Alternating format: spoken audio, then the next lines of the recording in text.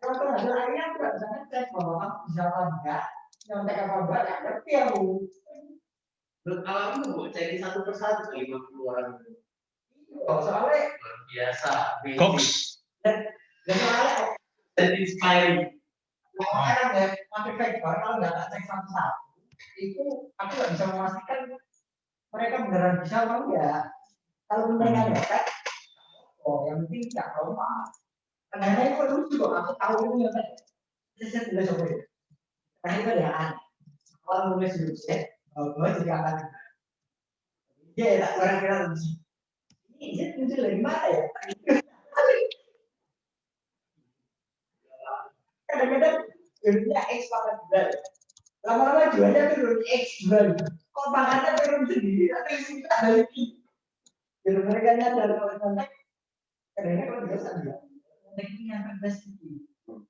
Nah, kalau ini jangan sampai salah. Nanti kita tahu kan kalau Aku kan juga kuliahku yang kekuatannya ya kayak gitu. Dan caranya menjadi perhitungan harus dilihat dulu. Jadi kalau nggak mungkin misalnya mereka langsung hitungan, tapi harus saatnya nggak ada atau harus saatnya salah. Jadi itu saya berkaitan.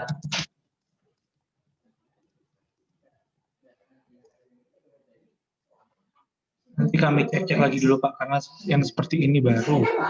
Jaga-jaga biar nggak kena orang sadar. Kalau sistem kami di Bandung kan pasti sudah S3K. Tapi di sini pasti kami perlu surat-surat yang menerangkan sama dengan yang di S3.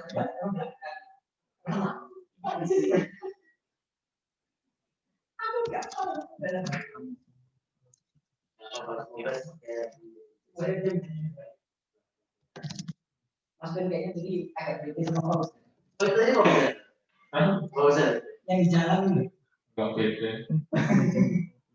Yang kuliah itu ngomong. Tapi dia berusaha. Iya. Dia orang awalnya gitu, tapi berusaha. Sangat lumayan lah. Tapi ya nggak maksimal, cak penting turun juga coba. Iya. Ini jelas itu, karena itu nggak jelas tuh. Ini kan, ya presiden tentang presentasi, oke. Kan presiden sudah presentasi, silakan Mas Fauzan memberikan pertanyaan atau mengisi presentasi. Suaranya. Pak, saya lagi di jalan. Mau tak ganti ya udah nggak usah. Kasihan kalau nama-nama. Dia nggak mau malah apa? Saya terbang. Saya tunggu sampai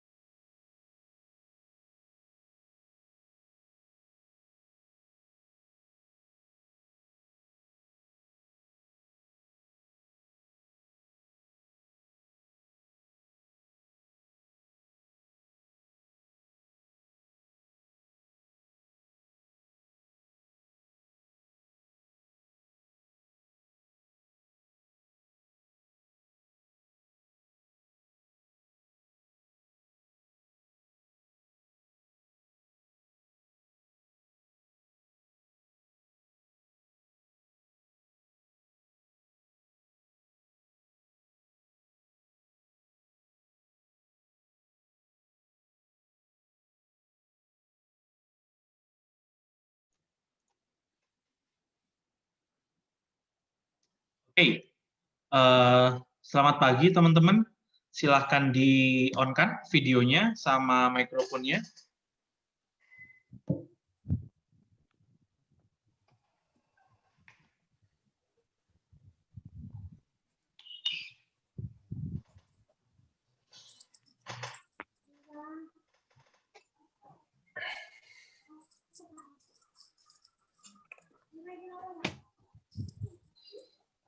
Oke, Angga sudah, Kyle sudah.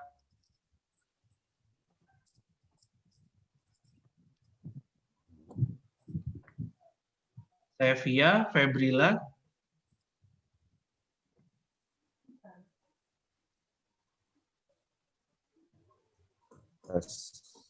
Memet nih kayak join lewat handphone ya, Memet.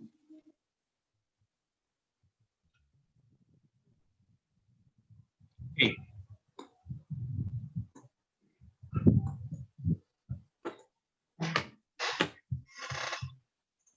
Apa kabar teman-teman hari ini? Sehat-sehat aja kondisinya? Alhamdulillah. Alhamdulillah sehat, Pak. Sehat, Pak. Alhamdulillah sehat, Pak. Aman-aman ya?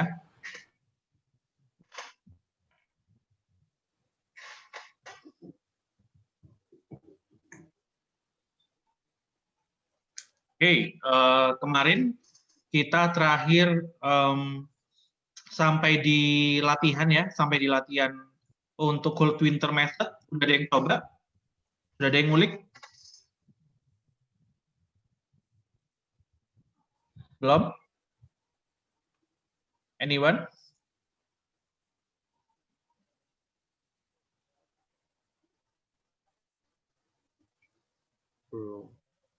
Belum sempat nyoba ya?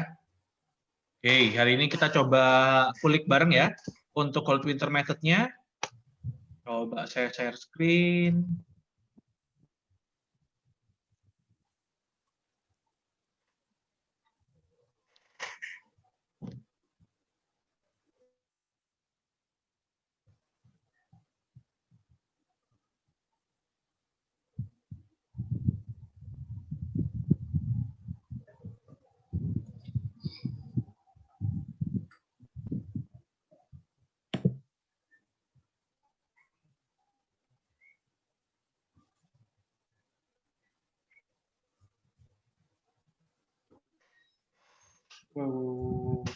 Apa ini?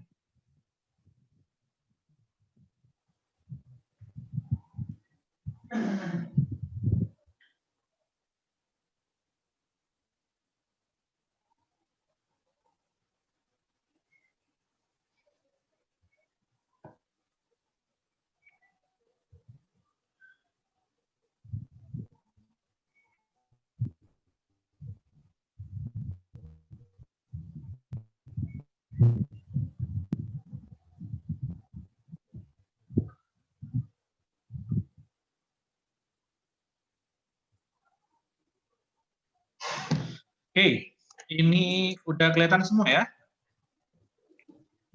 Oke, ini adalah soal yang kemarin.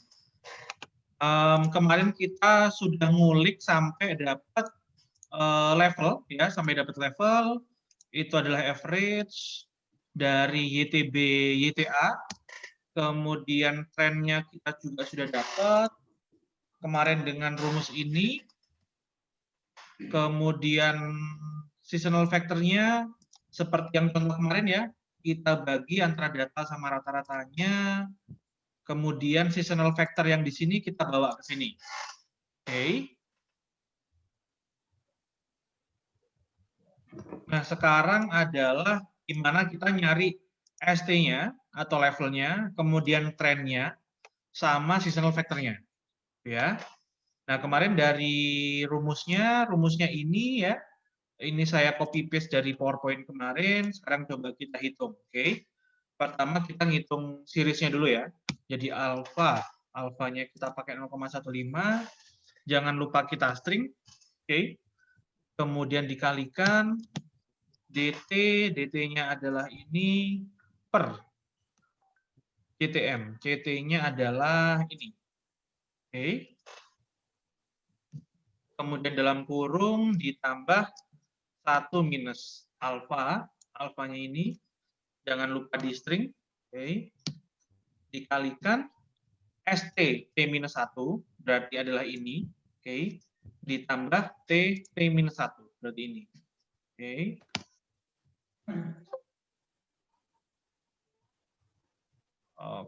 Oke, jadi dapat 15.948,9.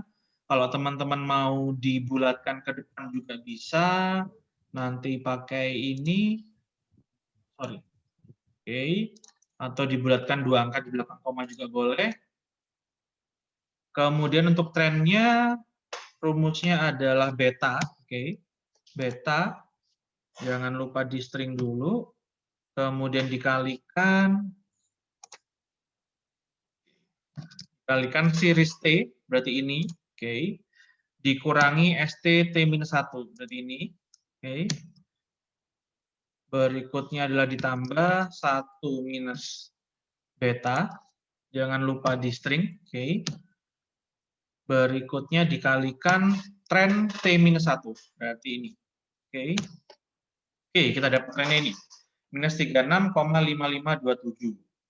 Sekarang kita ngitung seasonal factor-nya menggunakan gamma. Jadi kita nggak pakai metode ini, ya. Jadi metode pembagian dengan rata-rata ini dilakukan di awal. Untuk seasonal factor berikutnya kita menggunakan parameter gamma. Jadi sama dengan gamma, oke. Kita string dulu. Kemudian dikalikan dt, oke, dt, oke, per st-nya ini, oke. Taruh dalam kurung dulu, oke. Kemudian ditambah 1 minus gamma, kita string, kemudian dikalikan ct-nya. Ct-nya kita pakai ini, oke. Maka didapatkan seasonal factor-nya adalah 0,90342. Kalau ini mau samakan, misal komanya jadi 2 angka di belakang koma. Oke. Ini bisa atau dibiarkan aja pakai 3 angka di belakang koma. Oke. Kemudian forecast-nya, oke. Forecast-nya adalah kalau yang di periode Januari 81, maka itu menggunakan level, ya. Menggunakan ST T-1, T T-1 sama seasonal factor yang di Januari 81. Oke. Kenapa seperti itu? Karena kan kita metodenya naif. Jadi kita menggunakan data sebelumnya untuk memperkirakan tahun berikutnya. Oke. Berikutnya, nah, data yang tadi kita dapat ini, yaitu ST1, T1, kemudian forecast 1 atau CT1, itu digunakan untuk forecast periode ke-2, yaitu Februari 81. Caranya bagaimana? Dijumlahkan, U16, V16, jadi dijumlahkan, ST1, TT1-nya dijumlahkan, kemudian dikalikan sama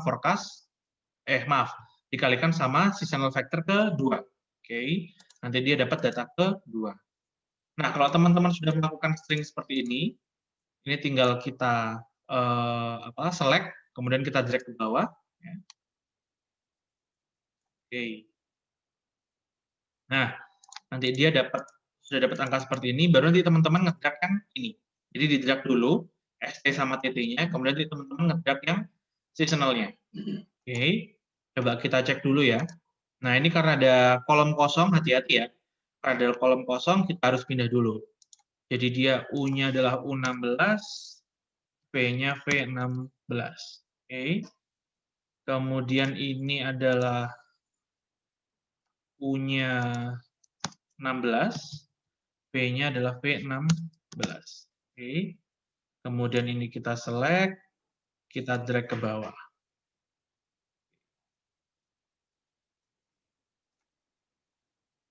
Nah, kemudian ini baru kita drag ke bawah.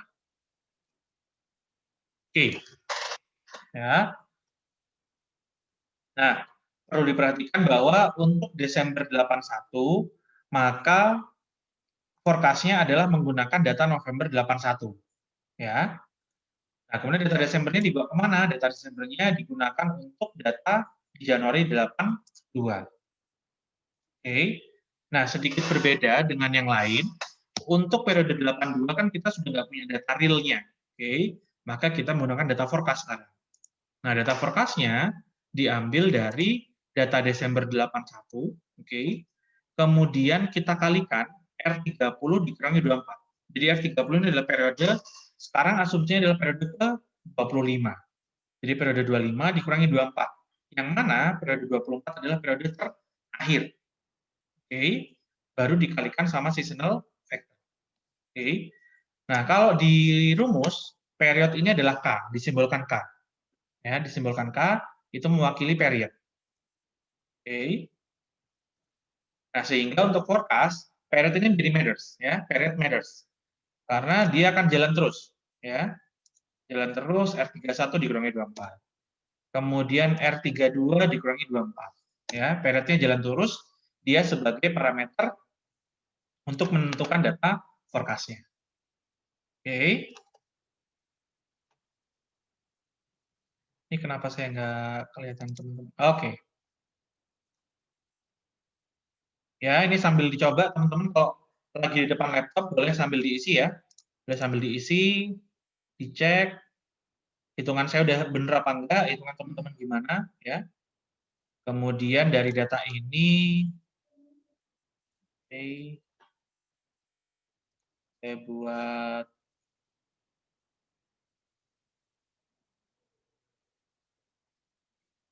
coba saya buat grafiknya.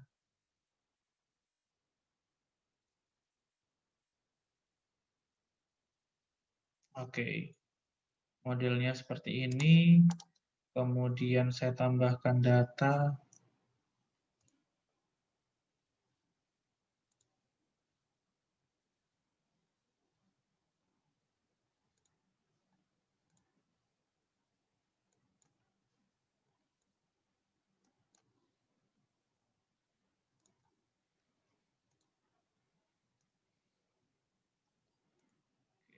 Saya tambahkan data realnya.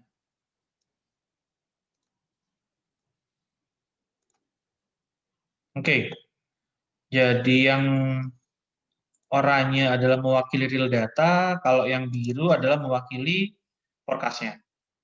Oke, bisa dilihat di sini, ini ada data yang sudah hampir pas nembaknya, kemudian ini ketika mereka naik kita turun. Oke, ada terlambat menangkap forecast di sini ya. Ada terlambat menangkap forecast di periode keempat. Oke. Kemudian dia naik lagi di periode kelima, di periode keenam dia turun, dia masih naik. Oke. Ada sedikit terlambat, kemudian ini datanya turun, dia juga udah mulai turun ya, dia mulai turun. Dia masih turun, dia naik ya, ada sedikit terlambat juga. Di sini hampir tepat, di sini ada terlambat lagi. Ya. Jadi walaupun kita sudah akomodir seasonal factor-nya, tapi tetap time series tetap sedikit terlambat untuk menangkap polanya, ya, sedikit terlambat menangkap pola, tapi dia sudah hampir menyerupai data real demand-nya. Ya, jadi diasumsikan dengan data ini kita bisa menangkap pola trend dan factor seasonal factor yang sama di tahun 82-nya. Oke. Ini nanti saya share, kemudian nanti coba saya buatkan tugas mungkin ya untuk praktikum ya. Saya buatkan tugas untuk praktikum, nanti akan saya share di e-learning yang praktikum ya. Kita coba praktikum forecasting-nya. Oke. Ini saya save dulu, nanti coba saya share ke teman-teman. Oke, saya stop share dulu. Oke, dari simulasi tadi, teman-teman gimana? Sudah nangkep flow-nya ya? Flow-nya ini ketemu ini, kemudian data seasonal factor-nya pakai yang lama, yang baru dipakai di tahun berikutnya. Udah dapat ya, nangkep flow-nya ya? Udah apa belum nih? Paham, Pak. Oke. Makasih. Oke, siap. Kadang masih bingung sih, Pak. Terlalu banyak soalnya rumusnya. Nanti Nanti dilihat coba. di Excel-nya sih Pak. Coba diulik-ulik saya rasa gitu. Ya, oke. Nanti coba kelompoknya belum dapat ya, kelompoknya belum dapat. Gimana? Mau dibagi kelompoknya atau teman-teman bagi sendiri untuk praktikumnya? Bagi sendiri.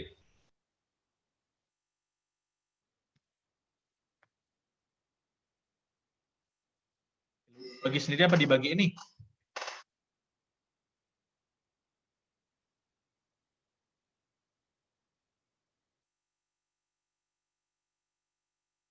Bingung nih Pak, gimana Pak? Terserah anak sih Pak. Demokrasi aja Pak. Bebas Pak. Oke. Berarti itu nanti saya share untuk hitung-hitungannya. Sekarang saya lanjut ke materi berikutnya deh.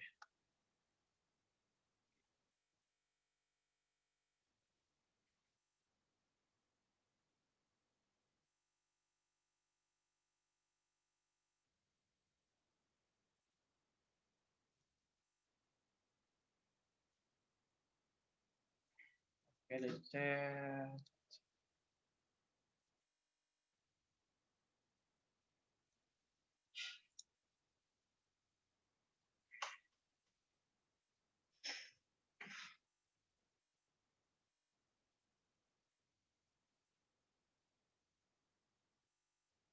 Oke.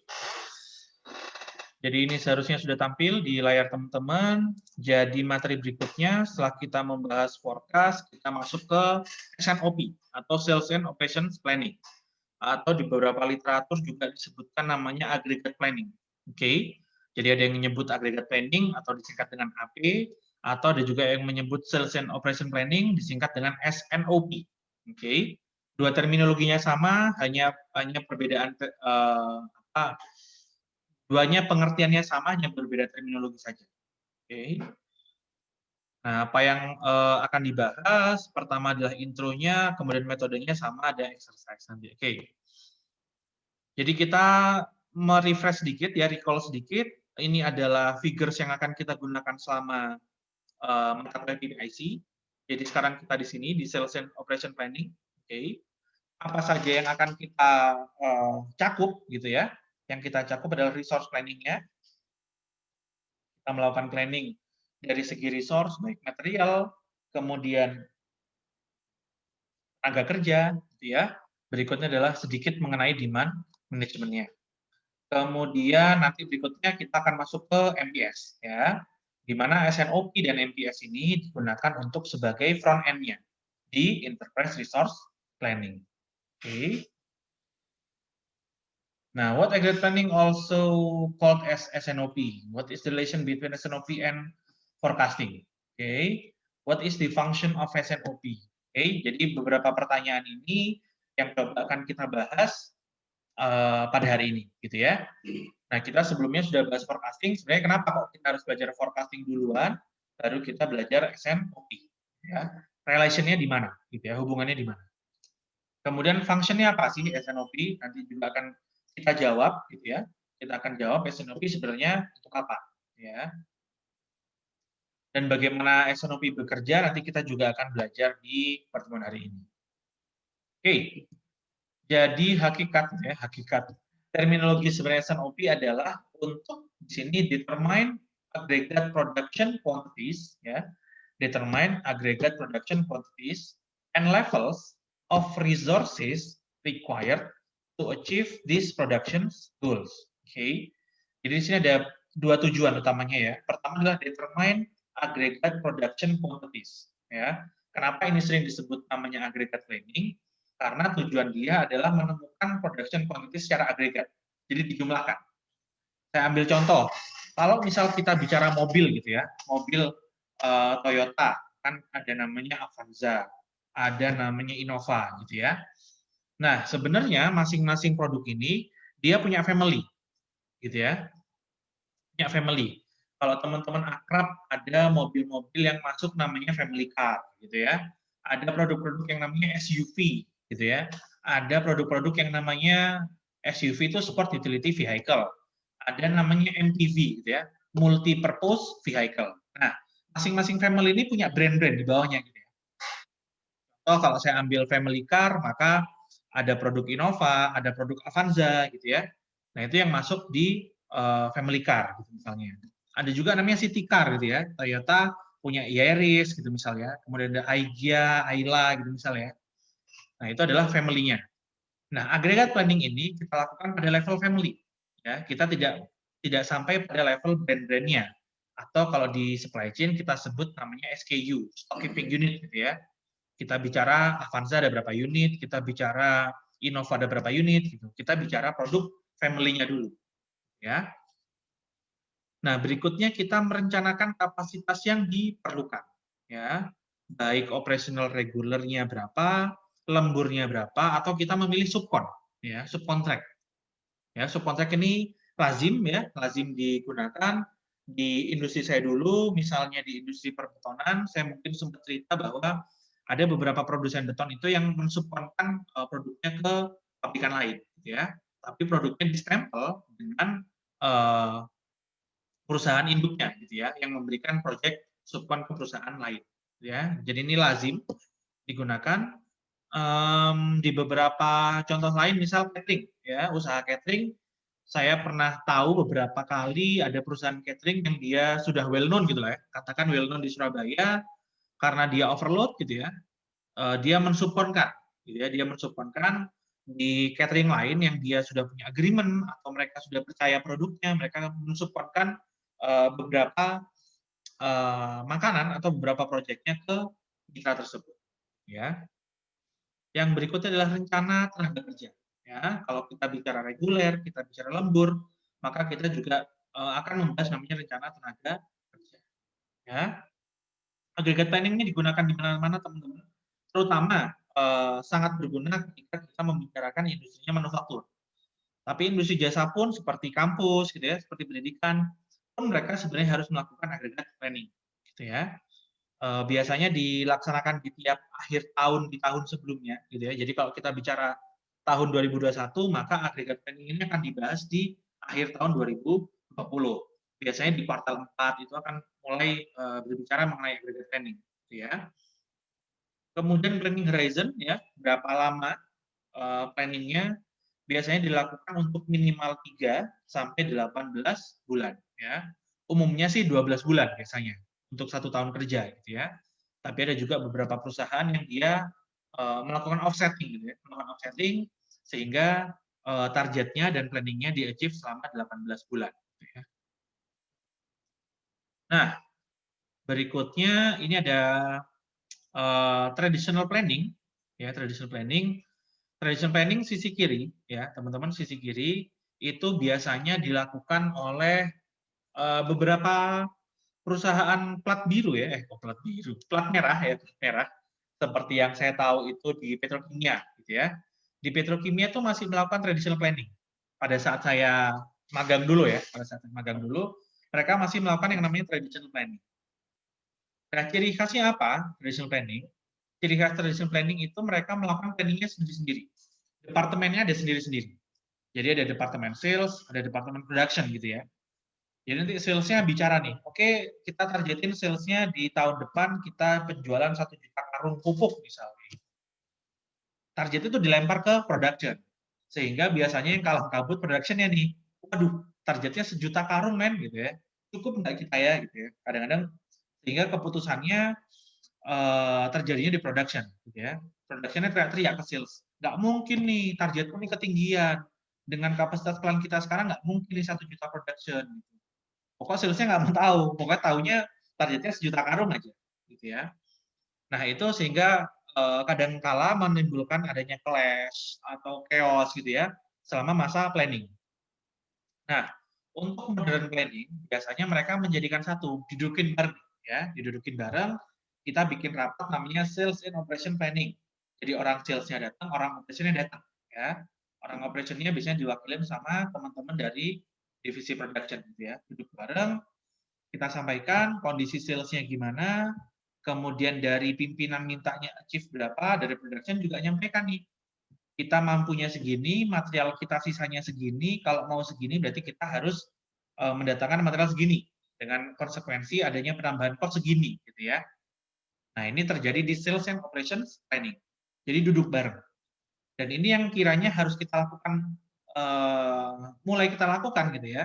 Karena kita sudah tidak bisa lagi apa istilahnya memplanning sendiri-sendiri. Ya, kita harus berangkat dari integrasi. Ya, kita duduk bareng, kita rencanakan bareng gitu ya. Kalau sukses bareng gitu ya. Nah, itu yang mulai harus kita budayakan gitu ya. Baik nanti teman-teman ketika bekerja atau teman-teman nanti punya perusahaan sendiri ya, startup atau UKM sendiri, maka teman-teman harus terbiasa melakukan ini ya. Semuanya harus terintegrasi. Nah, dari data sales and operation planning atau aggregate planning nanti kita turunkan dalam master scheduling. Oke. Kita turunkan master scheduling, nanti setelah dari master scheduling nanti kita akan lebih ke detail planning. MRP-nya gitu ya, RCCP-nya, CRP-nya gitu ya. Nanti kita akan lakukan di detail planning. Nah, kemudian di pertanyaan tadi ada juga fungsinya apa gitu ya. What is function of SNOP or aggregate planning gitu ya. Tujuannya adalah menciptakan link antara business planning dengan tactical plan. Kalau dari PowerPoint barusan, yang perlu dilingkan adalah teman-teman dari sales ya dan juga teman-teman dari production plan. Oke. Seringkali ada missing link teman-teman dari teman-teman yang operational sama business planning. Jadi kayak ada apa istilahnya ya? Jadi kayak ada tirai gitu. Jadi kayak ada tirai yang menyembunyikan bukan menyembunyikan ya. Sehingga dia menciptakan adanya informasi yang tidak tersampaikan. Nah, itu juga tidak sehat bagi perusahaan gitu ya. Nah, sehingga tirai tersebut harus dibuka gitu ya. Jadi kita sama-sama tahu kondisinya. Jadi menciptakan link ya. Linknya lewat apa? Biasanya linknya lewat sistem, gitu ya. Baik software yang digunakan oleh perusahaan atau kita bisa menggunakan meeting, gitu ya. Yang terpenting ada linknya, bridge-nya, ada jembatannya, gitu ya. Berikutnya fungsi lain adalah cukup kecil untuk menjadi dasar rencana yang lebih operasional. Oke. Namun cukup panjang untuk dijadikan dasar membuat keputusan tentang sumber daya. Oke. Ada dua terminologi berbeda ya. Jadi cukup detail untuk menjadi dasar rencana yang lebih operasional. Artinya data ini merupakan data dasar ya untuk melakukan perencanaan operasional ya, baik MPS atau MRP nantinya, tapi cukup panjang ya untuk dijadikan dasar untuk keputusan sumber daya. Bisa dari human capital gitu ya, atau dari teman-teman procurement gitu. Dan nanti cukup panjang. Karena kan planning horizon-nya tadi kan 3 sampai 18 bulan. Sehingga data ini cukup panjang untuk mereka jadikan acuan masa planning mereka. Tapi bagi teman-teman operasional ini sudah cukup detail gitu ya. Jadi kita harus bikin family ini berapa, family B berapa, family C berapa ya. Maka teman-teman di operasional biasanya sudah tahu kebutuhan materialnya segini, kebutuhan mesin hour-nya segini seperti itu. Dan ini juga penting ya teman-teman ya, bersifat cross functional ya. Ini masih merefer ke kondisi nomor 1 sebenarnya, yang mana SNOP ini tidak bisa ditentukan oleh teman-teman sales sendiri atau teman-teman operasional sendiri, tapi harus cross functional. Oke. Menjadi jembatan antara customer value dengan supply chain efficiency. Oke. Jadi di sini ada terminologi ya. Terminologi pertama adalah customer value. Terminologi kedua adalah supply chain efficiency. Oke. Biasanya kalau kita bicara customer value ini maka bahasanya teman-teman sales gitu ya. Tapi kalau kita bicara supply chain efficiency maka ini bahasanya teman-teman operasional. Nah, sehingga itu kenapa dua departemen ini harus di-linkkan ya, harus dibangunkan jembatannya gitu ya. Supaya nanti ketemu antara customer value sama supply chain efficiency-nya. Oke. Yang terakhir adalah tercipta continuous improvement melalui planning review secara berkala. Ya. Continuous improvement ini salah satu yang digembar-gemborkan gitu ya. Kalau kita menjalankan Toyota Way gitu ya, ada istilah namanya Kaizen ya, continuous improvement. Ini yang harus tetap dijaga dalam kita menjalankan suatu bisnis gitu ya. Jadi kita tidak boleh terpaku sama zona nyaman gitu ya. Karena kita tidak tahu zona nyaman itu akan nyaman sampai berapa lama gitu ya. Sampai kita muncul misal teman-teman atau industri-industri yang selama ini sudah berada di zona nyaman dan mungkin lupa melakukan continuous improvement. Misal sekarang zamannya digitalisasi, mereka masih terpaku dengan konvensional, maka di tengah adanya disrupsi wabah seperti ini, mereka kelabakan, gitu ya. Nah, itulah pentingnya kita melakukan selalu continuous improvement. Kita update eranya sekarang kemana, trennya sekarang kemana, kita selalu update, gitu ya. Selain kita update secara bisnis kita, lebih efisien melakukan produksi, kita menekan production cost, gitu ya. Nah, ini adalah beberapa fungsi-fungsi SNOP. Nah, berikutnya adalah why planning at aggregate level is needed. Ya. Nah, setelah kita tahu fungsinya, sekarang urgensinya apa? Gitu ya. Urgensinya apa? Urgensinya adalah product variety, proliferation, ya, yang menuju pada mass customization. Ya.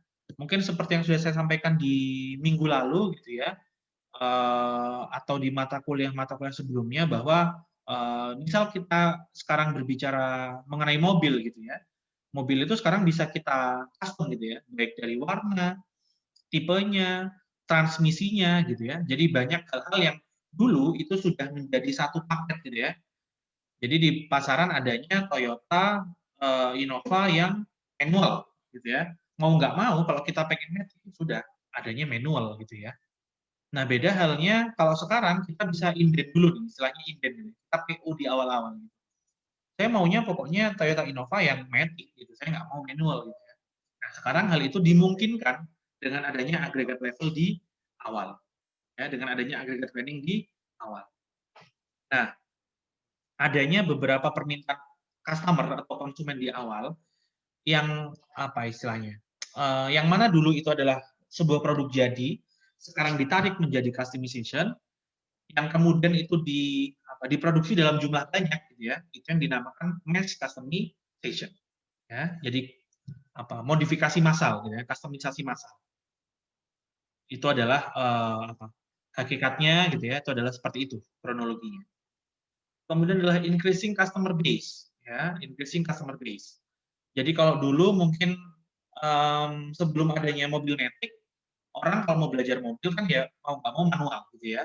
Sehingga beberapa orang yang kesulitan untuk memilih transmisi, lupa posisi gigi 1 ke gigi 2 gimana, gitu ya. Nah, kemudian dimudahkanlah dengan mobil yang otomatis, ya, automatic transmission. Tinggal maju mundur gitu aja selesai, gitu ya. Nah, sehingga itu memunculkan base customer baru, gitu ya. Yang semula customer base-nya adalah manual, sekarang dia muncul customer base baru. Dan makin tahun, hasil dari mass customization ini, dia akan memunculkan customer base baru. Sehingga menjadi penting kita untuk melakukan planning dalam bentuk family, ya, dalam bentuk family. Sebelum kita disagregasi dari aggregate planning menuju MPS, ya, karena adanya increasing customer base. Kemudian yang terakhir adalah long lead times, ya. Lead times-nya makin lama makin panjang. Kenapa lead times-nya makin panjang? Karena kita tarik di coupling point, ya, kita tarik di coupling point-nya yang semula dari finish product kita tarik ke modularity. Ya, teman-teman bisa merefer ke hari pertama, ya. Hari pertama kita membahas adanya decoupling point. Pertemuan kedua, ya, kalau nggak salah, pertemuan kedua adanya decoupling point, ya, adanya MTS, ya. Kalau finish product kan kita bicara MTS. Maka perusahaan atau produsen MTS ini dia tarik decoupling point-nya ke belakang. Yang semula MTS menjadi ATO. Mereka sudah mengekip inventory-nya dalam bentuk modularity. Sehingga apa yang terjadi? Secara demand mereka lebih aman, gitu ya, karena dia tidak nge-keep inventory dalam bentuk finish product, tapi secara lead time dia akan lebih panjang. Dikarenakan apa? Dikarenakan customer harus pesan terlebih dahulu, gitu ya. Jadi PO-nya masuk, inden-nya masuk, mereka baru bikin produknya lagi. Padahal untuk membuat si produk-produk modularnya tadi, membuat peleknya, membuat engine block-nya, gitu kan mereka sudah punya lead time masing-masing. Tapi nanti mereka masih harus tambahkan satu lead time lagi, adalah lead time assembly. Jadi ada production lead time, ada assembly lead time, ada delivery lead time, gitu ya. Kalau yang sebelumnya lead time-nya mungkin hanya production plus assembly sama delivery, gitu ya. Sekarang ada sendiri-sendiri, Ya. Nah, di sini ada kalimat membuat rencana yang terlalu detail jauh ke depan tanpa ada gambaran yang lebih makro terlebih dahulu. Ya. Maksudnya adalah ketidakpastian demand, gitu ya. Bukanlah pekerjaan yang mudah, gitu ya. Itu adalah pekerjaan yang sulit, menghabiskan energi yang banyak, hasilnya belum tentu yang terbaik.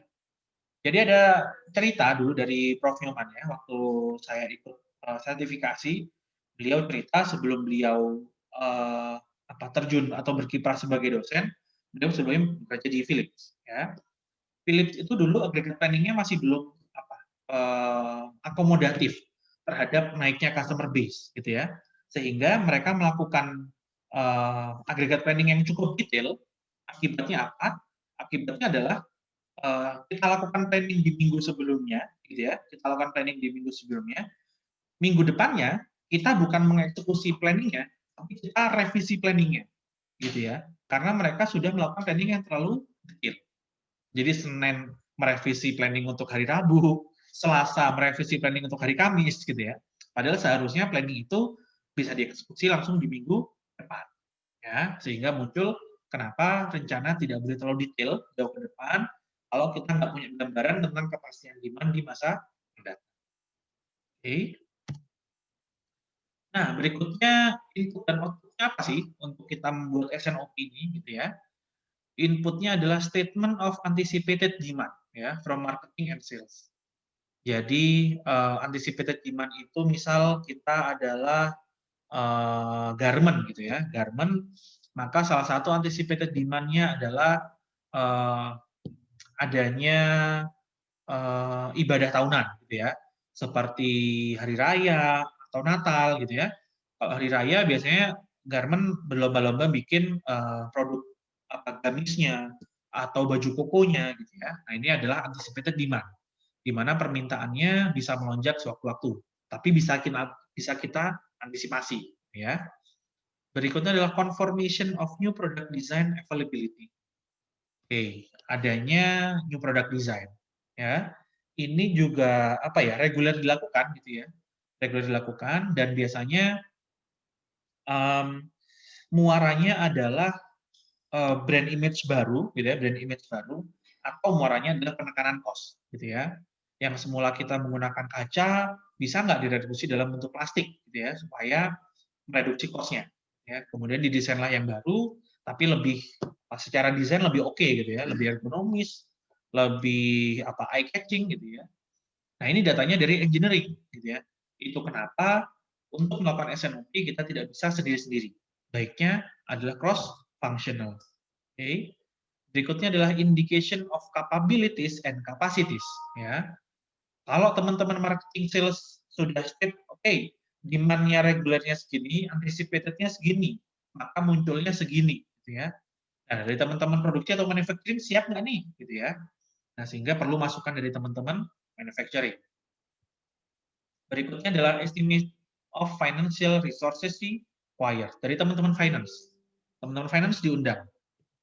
Cukup nggak duitmu, gitu ya. Kalau kita produksi segini, dari teman-teman manufacturing butuh tambahan materialnya segini nih. Perlu nyari utangan nggak, gitu ya. Nah, ini adalah inputnya. Outputnya apa aja? Gitu ya. Outputnya adalah sales plan, ya, sales planning. Kemudian engineering or new product development plan. Okay.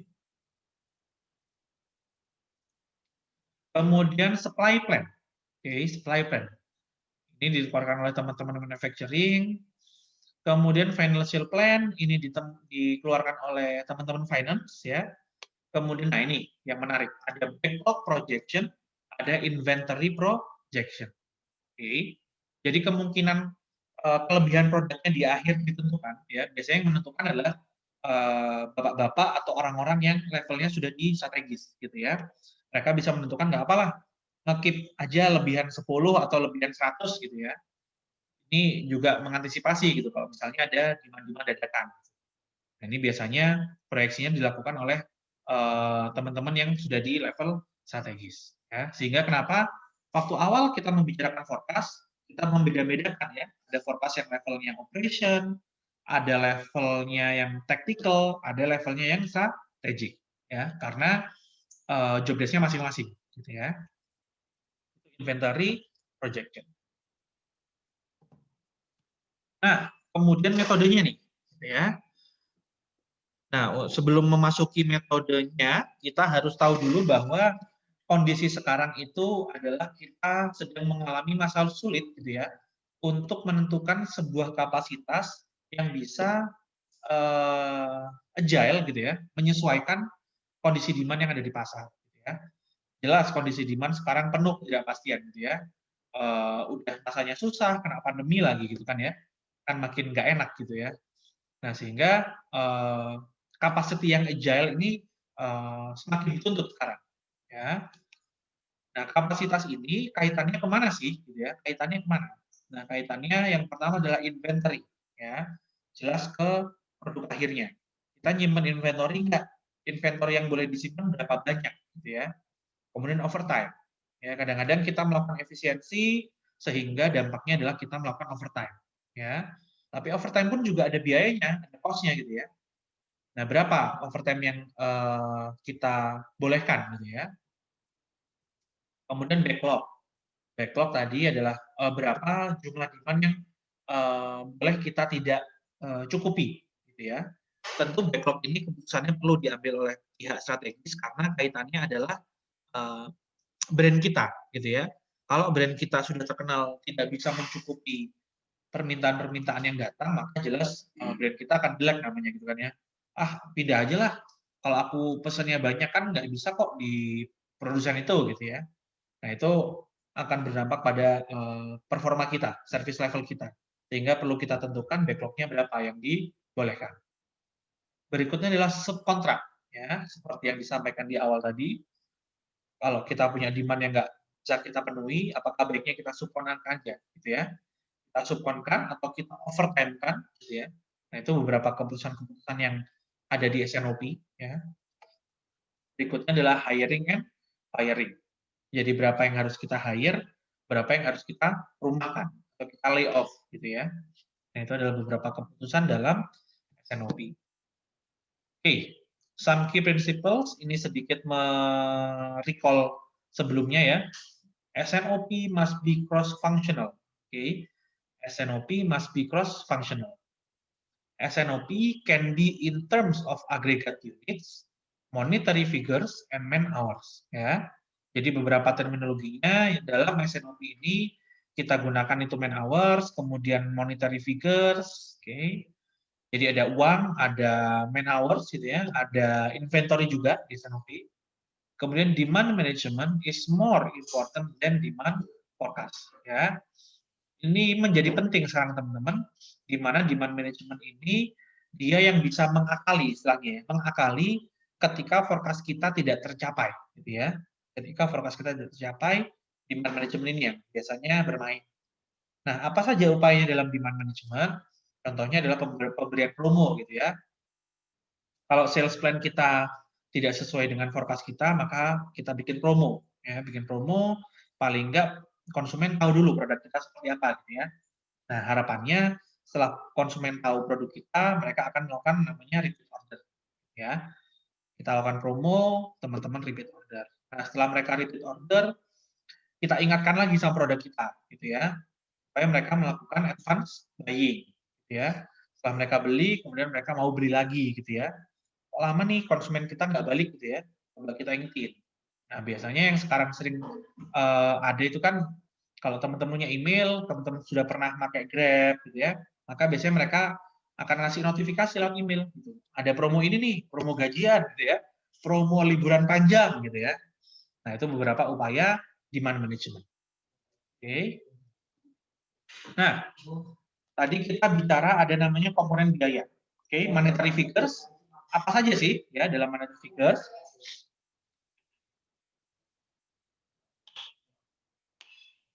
Oke. Yang pertama adalah inventory holding cost. Jadi kalau kita punya barang, kita simpan barangnya, itu kan kita harus melakukan perawatan. Gampangannya aja, misal kita beli apa? Minuman dingin gitu ya di Indomaret atau Alfamart, kita pengen minumannya selalu dingin gitu kan. Ya simply kita masukkan ke kulkas gitu ya. Nah, untuk nyalakan kulkas ini kan ada listriknya teman-teman ya. Ada listriknya. Nah, itu yang masuk dalam inventory holding cost. Jadi biaya apa yang timbul selama kita menyimpan barang ini. Ya. Apalagi untuk barang-barang yang mudah busuk ya, seperti sayur, buah, maka kita perlu extra holding cost, gitu ya. Misal kita harus semprot dengan suatu cairan yang supaya memperlambat masa pembusukan, kita masukkan dalam freezer, gitu ya. Nah, itu perlu adanya inventory holding cost. Kemudian hiring and layoff cost. Nah, jadi untuk merekrut satu orang dan me-layoff atau merumahkan satu orang itu butuh biaya, gitu ya. Nah, itu yang perlu kita komodir. Hiring cost-nya berapa, layoff cost-nya berapa, ya. Kemudian shortage cost. Shortage ini juga bisa dianalogikan sama backlog tadi, gitu ya. Berapa sih biaya yang timbul kalau kita tidak bisa mencukupi permintaan konsumen, gitu ya. Shortage cost-nya berapa? Biasanya perusahaan akan memberikan penalti, gitu ya. Setiap satu produk yang nggak bisa diproduksi sama teman-teman divisi produksi atau manufacturing, maka ada penalti segini, gitu ya. Yang biasanya ada penalty cost. Penalty cost ini yang mewakili kehilangan sekian persen, gitu ya, sekian persen market cap kita di pasaran, gitu ya. Sehingga harus kita manage sekali untuk shortage cost ini. Kemudian regular cost ini jelas biaya yang untuk produksi kita berapa, gitu ya, regular cost. Kemudian overtime, kalau misalnya kita harus melakukan overtime, gitu ya, ada peraturannya berapa maksimal lemburnya, gitu ya, yang diatur oleh kementerian. Ya. Nah, ini juga kita harus lihat, gitu ya, kalau kita menjalankan suatu bisnis, kita harus tahu, gitu ya, overtime-nya maksimal berapa dan biayanya berapa dari biaya reguler, gitu ya. Kemudian subcontracting cost. Seandainya kita tidak melakukan overtime, kita subkonkan aja berapa sih kira-kira biayanya, gitu ya, atau berapa margin kita, ya. Kalau misalnya kita bikin sendiri, kita bisa untung katakan 50%, kalau kita subkonkan, margin kita jadi berapa, gitu ya. Nah, itu yang perlu kita hitung-hitungan. Oke. Nah, dalam aplikasinya, gitu ya, dalam beberapa buku biasanya ada dua metode yang lazim disampaikan ke teman-teman S1, ya. Yang pertama adalah level, ya. Yang kedua adalah chase. Oke. Yang pertama adalah level, yang kedua adalah chase. Metode ini juga sudah sedikit saya singgung ketika saya CIP waktu itu. Mungkin beberapa teman-teman yang ikut mungkin sudah bisa sedikit punya bayangan awal, gitu ya, untuk melakukan level dan chase-nya gimana. Cuma perbedaannya nanti coba kita melakukan hitung-hitungan, gitu ya. Kalau melakukan hitung-hitungan, kalau kemarin CIP kita hanya singkat saja membahasnya. Kalau level adalah kita set a constant capacity, ya. Jadi kapasitas kita set konstan. Kalau terjadi kenaikan, maka asumsinya adalah kita melakukan backlog atau shortage, ya. Kalau kurang, gitu ya, maka kita nanti muncul adanya inventory, ya. Dan inventory ini yang digunakan untuk mengantisipasi naiknya demand yang tidak bisa diprediksi. Kalau chase itu kita mencoba agile, gitu ya. Kita mencoba agile dengan kita melakukan adjustment di capacity, ya. Upaya-upayanya apa saja? Nanti coba kita lihat upaya-upayanya, ya. Oke, SNOP exercises. Oke. Nah, ini juga teman-teman boleh sambil yang lagi buka laptop, ya, boleh sambil di minimize Zoom kita.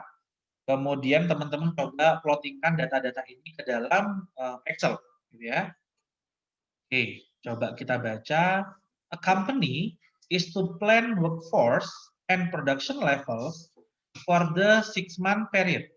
Ya, jadi tadi kan periodenya mulai 3 bulan sampai 18 bulan. Ya, ini dia melakukan selama 6 bulan, gitu ya.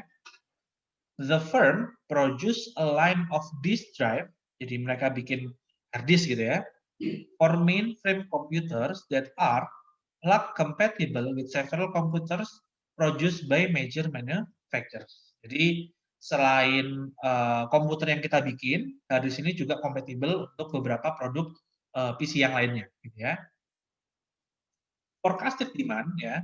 Nah, tadi di awal kita ada pertanyaan nih, gunanya apa sih kita melakukan forecasting di awal? Ternyata forecasting di awal kita gunakan sebagai basic data kita untuk melakukan SNOP. Oke.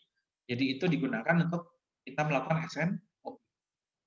Oke, di sini disampaikan adalah forecasted demand over the next 6 months, okay, for a particular line of drives produced in Plan A, okay, are 1,280 ya, 640, 900, 1,200, kemudian 2,000 and 1,400. Okay. Nah, di sini disampaikan adanya ending inventory in December is expected to be 500 units and the firm would like to have 600 units on hand at the end of June. Okay. Ya, jadi ending inventory di Desember itu diekspektasikan adalah 500 unit dan perusahaan pengen adanya 600 unit on hand ya. On hand itu sama kayak inventory gitu ya. Berbeda terminologi ya. Ada stock on hand, ada inventory. Jadi dia pengen ada 600 unit on hand ya at the end of June. Okay. Berikutnya cost of hiring one worker ya. Tadi ada hiring cost, ada layoff cost gitu ya. Hiring cost, layoff cost. Kemudian ada cost of hiring. Jadi kalau hire 500 ya, kalau merekrut itu $500, kalau firing atau dirumahkan atau di layoff gitu ya, itu $1.000 ya, lebih mahal karena kan biasanya kita ngasih pesangon gitu ya. Kemudian adalah cost of holding one unit of inventory for 1 month is $80 ya, $80. Okay, is $80 untuk 1 bulan ya. 1 unit 1 bulan itu $80. Kemudian workforce, tenaga kerja yang kita punya gitu ya, di Desember adalah 300 orang.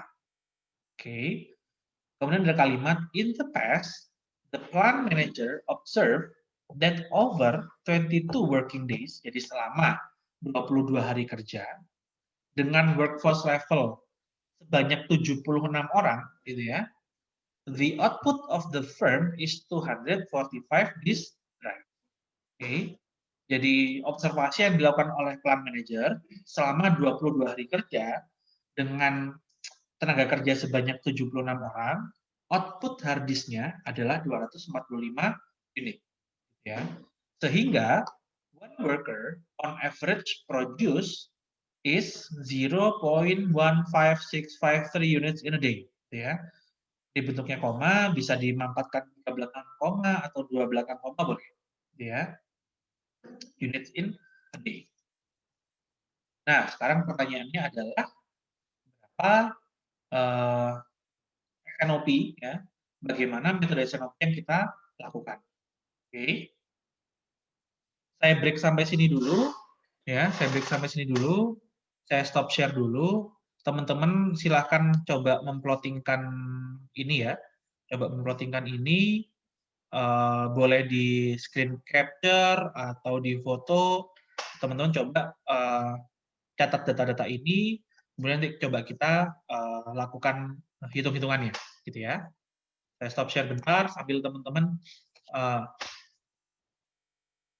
silakan break dulu, gitu ya.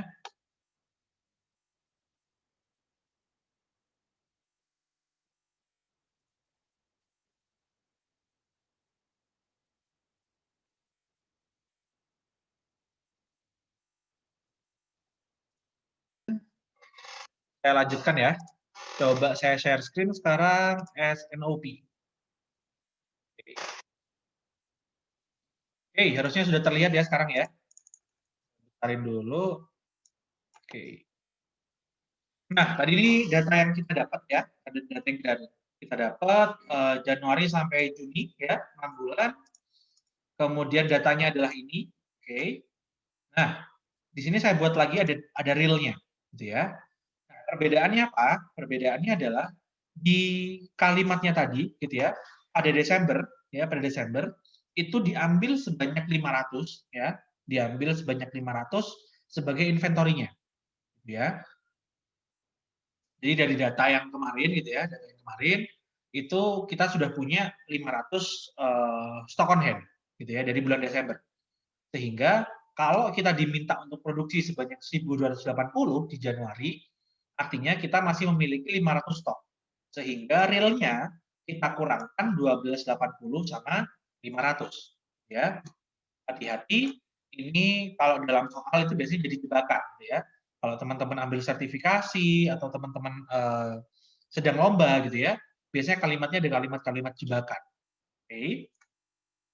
Nah, untuk Februari, Maret, April, Mei itu tidak ada masalah. Nah, ada satu kalimat lagi di akhir bulan Juni, gitu ya, di akhir bulan Juni, si perusahaan minta adanya tambahan 600 sebagai stock on hand atau inventory. Ya, kalau kita diminta produksi 1.400, maka 600 inventory-nya itu kita masukkan dalam kalkulasi. Maka di akhir bulan Juni kita harus memproduksi sebanyak 1.400 ditambah sama 600 stok on hand. Oke, jadinya adalah 2.000. Nah, berdasarkan historical data tadi ya yang kita dapatkan, 22 hari, 76 orang pekerja dengan outputnya adalah 245 unit, didapatkan rata-ratanya ya average produce per worker per day, okay, per worker per day itu adalah 245, okay, dibagi dalam kurung 22 dikalikan 76, okay, maka hasilnya adalah 0,1465. Oke, sama seperti yang tadi. Nah, metode pertama yang kita gunakan adalah metode case. Oke, tabel pertama adalah begini teman-teman ya. Ada month, working days, ada unit produce per worker, ada forecasted net demand, ada minimum number of workers. Tadi sudah disampaikan bahwa kalau kita menggunakan metode case, maka kita asumsikan produksi kita seideal mungkin. Oke, kita mengikuti permintaan yang ada, gitu ya. Jadi kalau cuma diminta 780 ya bikin 780 aja, gitu ya. Kalau diminta 640 ya bikin 640 aja, gitu ya. Nah, di sini diketahui working days, gitu ya. Diketahui working days ada 20, 24, kemudian Maret cuma 18, gitu ya. Padahal yang biasanya yang lebih sedikit Februari, gitu ya. Oke. Nah, kalau teman-teman nanti misal di soal atau di kuis atau di lomba gitu nggak diketahui working days, maka teman-teman harus merefer ke kalender pada bulan itu, gitu ya. Jadi kalau misal ditanyakan Januari 2020, maka teman-teman merefer di Januari 2020. Realnya ada berapa sih, gitu ya. Liburnya, katakan kalau pabrik itu biasanya normalnya Sabtu kerja, tapi Minggu enggak, gitu ya. Normalnya begitu kalau pabrik. Maka teman-teman kurangi semua hari Minggu pada bulan itu, sama dikurangi tanggal merah aja. Biasanya kalau pabrik mereka tidak mengakomodir cuti bersama, biasanya, gitu ya. Tidak mengakomodir cuti bersama, hanya mengakomodir tanggal merahnya saja. Ya. Contoh minggu depan, kita punya hari libur Maulid Nabi ya kalau nggak salah ya. Maulid Nabi atau Nabi Isa ya, saya kurang tahu. Nah itu kan ada cuti bersama di pemerintah kan ada hari Rabu dan ada hari Jumat. Ya. Biasanya kalau pabrik liburnya hanya tanggal merahnya saja, hari Kamisnya saja. Tapi hari Rabu dan Jumat biasanya tidak libur. Nah, ini yang bisa teman-teman jadikan patokan atau asumsikan kalau teman-teman mengerjakan soal tentang agregat planning. Ya. Kalau realnya teman-teman bisa meng-cross-check sama SDM, gitu ya. Kalendernya bagaimana nih bulan ini, gitu ya. Selama setahun kalendernya gimana. Oke. Nah, berikutnya unit produce per worker. Oke. Maka C, ya C, ini saya anggap ini kolomnya kolom A, ini kolom D gitu ya. Kolom D ini merupakan perkalian antara kolom D yaitu working days dikalikan sama average produce per worker per D dikalikan 0,1465 ya. 20 dikalikan 0,1465, kemudian 24 dikalikan 0,1465 gitu ya. Hasilnya adalah ini ya. Sama seperti pengerjaan sebelumnya, kalau kita punya satu angka yang menjadi parameter yang kita gunakan berkelanjutan, maka jangan lupa di string. Ya. Di string, kemudian kita tarik ke bawah. Oke, kita tarik ke bawah. Kolom D, ini adalah kolom forecasted net demand. Ya. Ini didapatkan dari real data yang ini. Ya. Ini datanya bisa teman-teman copy-paste ke sini. Oke. Nah, kemudian teman-teman akan mencari atau menentukan berapa jumlah pekerja minimum yang harus ada pada bulan tersebut. Ya. Jadi kita dapat datanya, oke. Di bulan Januari kita cuma butuh 267. Pada data sebelumnya diketahui per bulan Desember kita punya 300 orang pekerja. Artinya apa? Artinya kita harus nge-layoff nih, gitu ya. 300 kita kurangi sama 267. Oke, berarti kita harus nge-layoff 33 orang. Oke. Nah, di bulan Februari ya, di bulan Februari kita hanya perlu 182 orang. Artinya kita asumsikan Januari kita punya 267, kita kurangi sama 182. Kita harus nge-layoff lagi sebanyak 85 orang. Ya. Nah, ini kalau metode Chase. Nah, kemudian tabel ini teman-teman kita bawa ke bawah. Kita punya tabel 2, tabel 2, ya. Kita punya bulan, kita punya number of workers, kita punya total hire sama total fire atau total laid off. Oke. Berikutnya ada unit produce per worker ya. Kita ambil dari ini ya, tabel sebelumnya. Kemudian kita punya total products produce ya, total products produce. Oke. Kemudian ada cumulative production, ada cumulative demand. Oke. Ini nanti yang digunakan untuk mencari inventory kita ada berapa. Oke. Nah, kita sudah tahu ya kondisi awal existing ya. Ini saya anggap Desember gitu ya. Desember. Previous year. Tahun sebelumnya gitu ya. Year. Kita punya 300 orang, maka kalau di Januari kita cuma butuh 267, maka kita nge-layoff sebanyak 33 orang. Oke. Kita layoff 33 orang, kemudian unit produce per worker-nya ini ya 2,9306, ini saya samakan data sebelumnya itu D19. D19 itu D19 adalah ini ya. Kemudian total products produce ya. Kolom F itu adalah perkalian dari B dikalikan sama E. Ya, kolom B dikalikan sama E.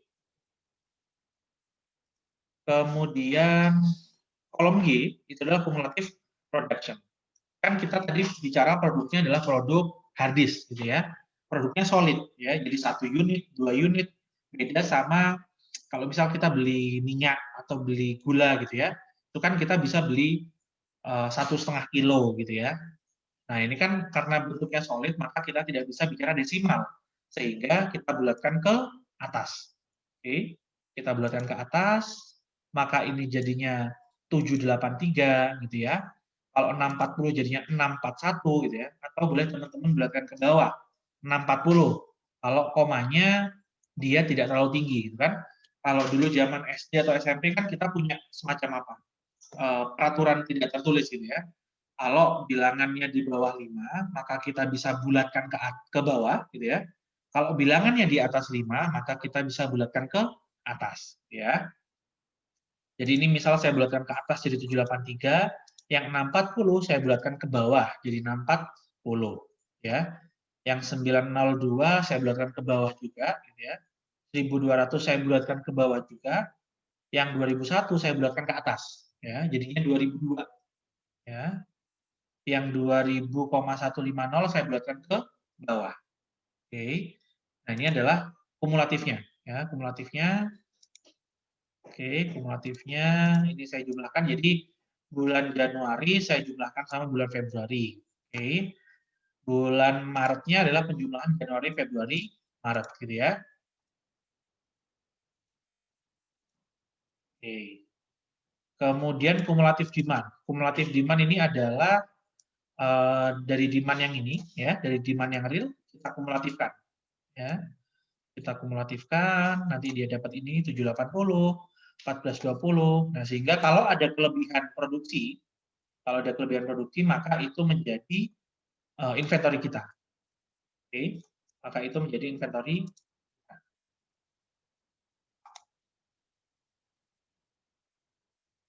Jadi ini adalah kolom I itu adalah pengurangan dari kolom G sama kolom H.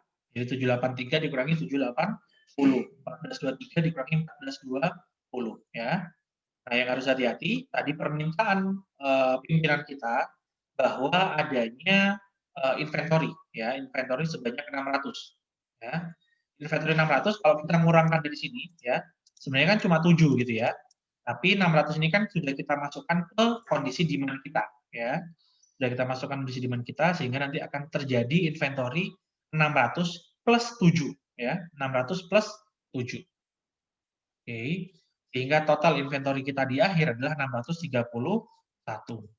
Nah, berikutnya sebagai seorang sarjana teknik industri ya, yang mana juga belajar ekonomi, muara dari kalkulasi kita adalah biaya. Oke. Baik itu bentuk cost atau bentuk profit gitu ya. Nah, kita hitung nih sekarang. Tadi kita harus meng-hire ya, harus meng-hire kolom ini. Kita harus meng-hire sebanyak 755, sementara fire-nya atau laid off-nya kita adalah sebanyak 145. Kita kalikan dengan biaya masing-masing. Kalau hire adalah 500, kalau level adalah 1000. Oke. Maka kita kalikan, ketemu biaya ini. Kemudian kita punya inventory cost sebanyak 630 ya. Kita jumlahkan ya.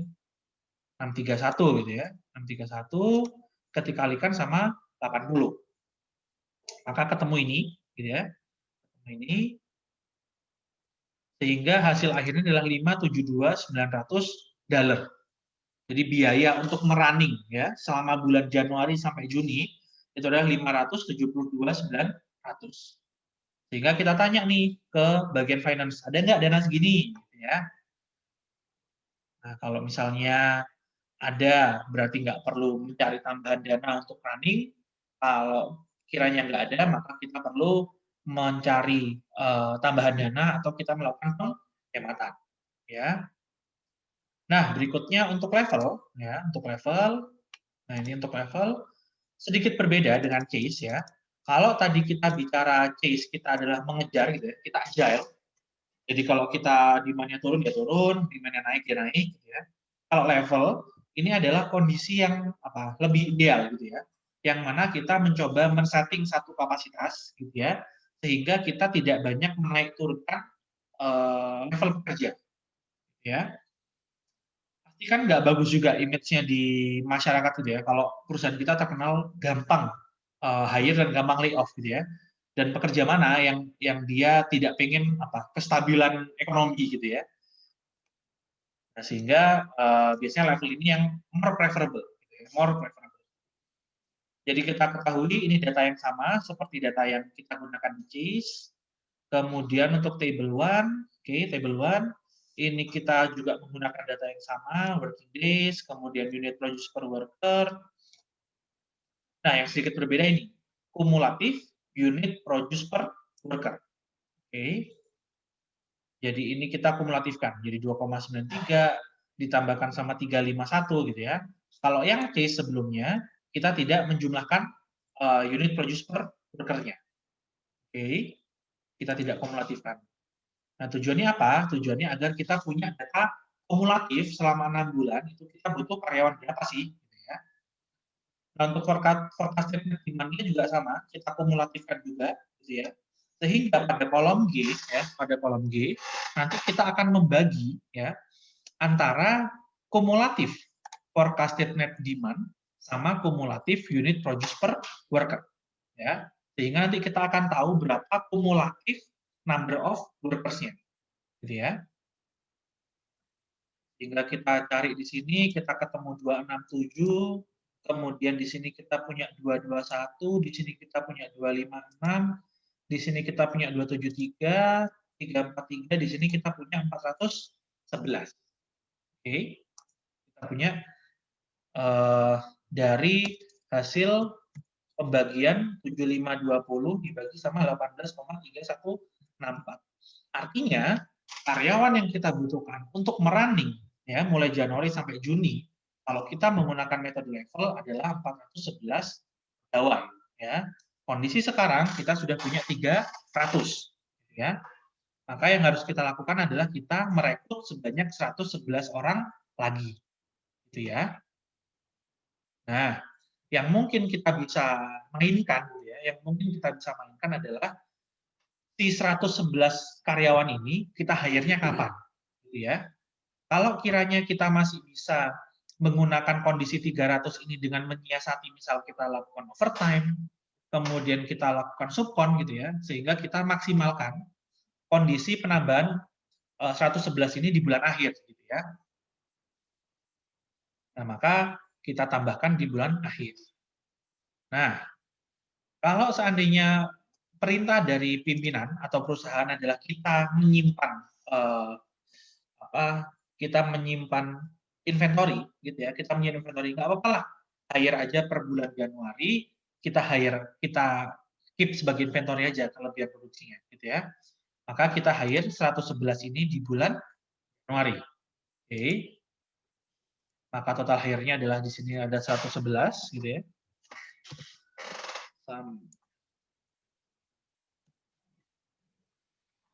Oke. Maka 111, yang ini karena tidak ada aktivitas laid off, maka ini adalah 0. Oke. Kemudian tabelnya ini mirip seperti tabel Chase sebelumnya ya. Kemudian unit produce per worker, total products produce ya. Kemudian cumulative production, dan sisanya adalah 425. Oke. Inventory yang timbul lebih banyak. Oke. Nah, di sini saya kasih statement angka di belakang koma mendekati atau lebih dari sama dengan 5, maka dilakukan pembulatan ke atas ya. Ini perjanjian yang tidak tertulis tadi yang saya singgung di awal. Oke, sehingga kita akan menimbun banyak inventory di sini, gitu ya. Menimbun banyak inventory sebanyak 6.562. Oke. Nah, sehingga inventory cost ini langsung bisa kita kalikan gitu ya, 6.562 kita kalikan sama 80. Oke, kita kalikan sama 80. Maka muncul cost-nya adalah 524,96. Ya. Kalau teman-teman mau menghitung real gitu bisa. Tadi kan diketahui bahwa $80 ini kan sebenarnya per bulan ya. Sehingga 425 ini kan dia disimpan selama 6 bulan gitu ya. Kemudian 1230 juga disimpan selama 5 bulan. Kemudian untuk hire cost-nya kita hanya meng-hire 111, kita tidak melakukan lay off. Hingga 111 kita kalikan sama $500. Sehingga biayanya muncul 500 untuk inventory yang kita muncul sebanyak 52496 ya. Secara biaya SDM lebih kecil gitu ya. Tapi secara biaya produksi atau manufacturing kita lebih besar gitu ya. Karena kita menyimpan banyak inventory. Oke. Tapi seandainya inventory cost-nya ini lebih murah gitu ya. Lebih murah katakan hanya 60 gitu ya. Hanya 60. Oke. Maka total yang kita keluarkan akan lebih murah gitu ya. Sementara yang Chase kalau misalnya kita ganti 60 juga, oh ternyata masih lebih mahal kalau kita ganti 60. Oke. Masih di 560, tapi yang di level kita bisa mengadjust di bawah 500 gitu ya. Sehingga kalau teman-teman presentasi di pimpinan, di level manager atau BOD gitu ya, teman-teman bisa melakukan sebuah inovasi yang muaranya adalah penghematan biaya, maka ini yang dicari dari seorang sarjana teknik industri. Ya. Muaranya nggak cuma teman-teman bisa ngitung, gitu ya. Kalau teman-teman sudah di perusahaan, selain teman-teman bisa menghitung, dampaknya apa, gitu ya? Dampaknya apa? Apalagi kalau teman-teman levelnya BOD, teman-teman jabarkan perhitungan segini banyak, mereka mah bodo amat gitu ya. Yang penting berapa biaya yang bisa kita tekan. Ya. Oke. Ini ada metode Chase, ini adalah metode level. Oke. Ini nanti silakan teman-teman pelajari ya, teman-teman pelajari. Nanti mungkin bulan depan ya, bulan depan setelah kita liburan kita agendakan praktikum offline ya. Kita agendakan praktikum offline. Oke. Ini saya stop share sampai sini dulu. Oke. Ya, jadi kita sudah ya, gimana? Excel-nya boleh minta dikirim ya, Pak ya? Nanti saya kirim kayak biasanya ke e-learning. Iya, Pak. Cepet banget Pak ngejelasinnya, Pak. Lewat-lewat seret gitu, Pak. Kecepatan ya. Gitu. Oke, nanti coba kita ulas di praktikum ya. Kita ulas di praktikum. Teman-teman, apakah keberatan kalau seandainya mulai bulan depan kita mulai praktikum offline? Jadi mungkin hari Senin ya Sulaiman harus ke Surabaya gitu ya. Apakah keberatan kalau kondisi seperti ini? Enggak, Pak. Enggak ya, aman ya. Pak, mungkin buat teman-teman lainnya sih, Pak. Soalnya kan maksud saya nggak semua bisa paling. Kalau saya bisa sih, Pak, jujur. Teman-teman lain nggak tahu ini. Yang nggak bisa kan jelas Angga ya. Angga di mana posisi sekarang? Enggak. Di Sidoarjo, Pak. Sidoarjo. Aman lah ya. Bisa lah. Aman, Pak. Bisa, Pak. Yang paling jauh siapa? Frestia ke Semarang. Di Semarang.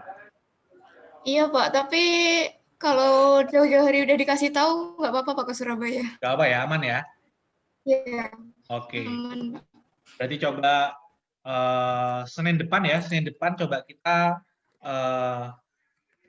kuliahnya siang aja lah. Kita kuliahnya siang aja, sekalian kita membahas soal-soal yang dicontohkan di perkuliahan ya. Jadi perkuliahan paginya nggak ada, tapi kita langsung ambil jam praktikum yang siangnya ya. Senin depan ya. Pak, berarti ya seminggu sekali Pak ya praktikumnya ya. Nanti coba kita diskusikan ya. Karena modulnya sebenarnya nggak banyak gitu. Modulnya sebenarnya nggak banyak. Sebenarnya bisa kita perform kayak 2 minggu sekali atau 4 minggu sekali itu bisa. Karena modulnya iya Pak, soalnya duit kos sih Pak, duit kos-kosan ini penting juga dianggarkan Pak. Kalau cuma bentar nginep di kos teman-teman aja ini Pak. Oke, berarti Senin depan kita coba agendakan praktikum ya, kita ketemu di lab ergo mungkin ya, yang kecil aja lah, lab ergo aja. Kayaknya cukup kalau belasan orangnya. Teman-teman, posisi sekarang sudah ada laptop masing-masing kan?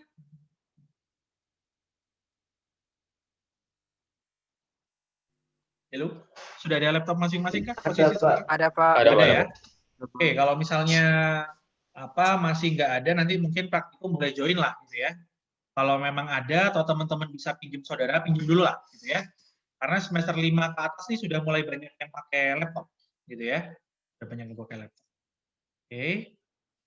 Oke, untuk kuliahnya saya akhiri sampai sini dulu ya. Nanti materi recording dan materi PowerPoint tadi dan Excel-nya saya upload di e-learning gitu ya. Nanti untuk tugas Senin depan nanti coba agak sore atau malam coba saya sampaikan di e-learning juga ya. Jadi nanti kita coba bahas soal untuk praktik ya. Oke, saya akhiri perkuliahannya kalau gitu. Terima kasih teman-teman sudah join selama hampir 2 jam ini ya. Oke, saya akhiri. Akhir kata, wassalamualaikum.